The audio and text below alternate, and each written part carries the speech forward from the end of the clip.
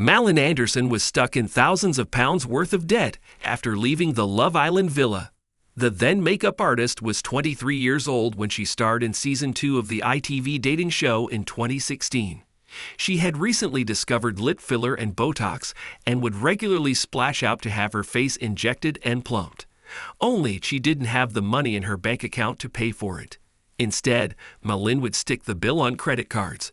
But after her beloved mum, Concy Gloria, died of stomach cancer in 2017, she had to use her inheritance to pay it off. Speaking exclusively to the Mirror, Malin revealed, "If I didn't have my mum's money to fall back on, I don't know what I would have done."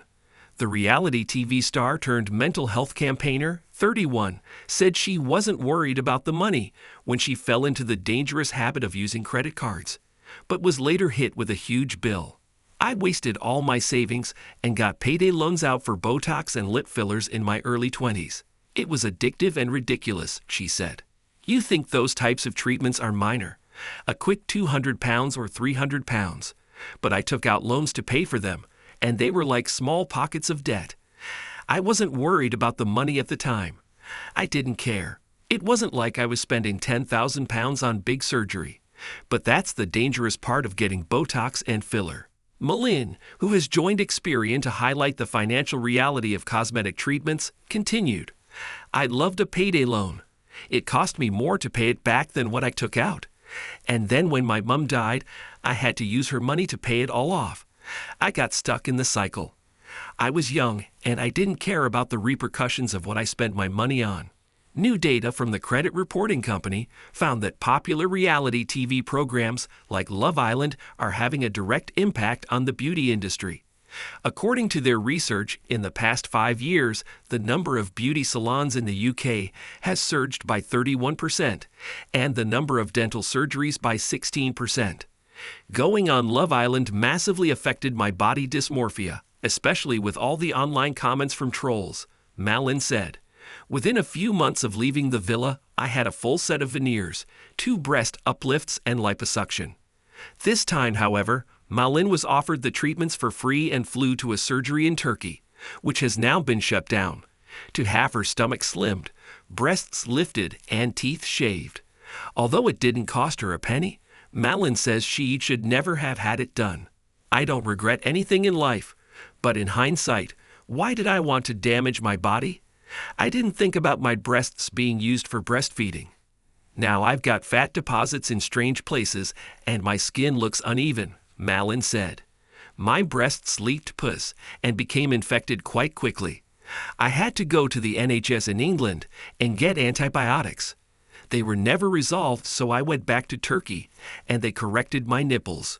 Then 5 years later, in 2023, I noticed a blue thread was coming out of my nipple.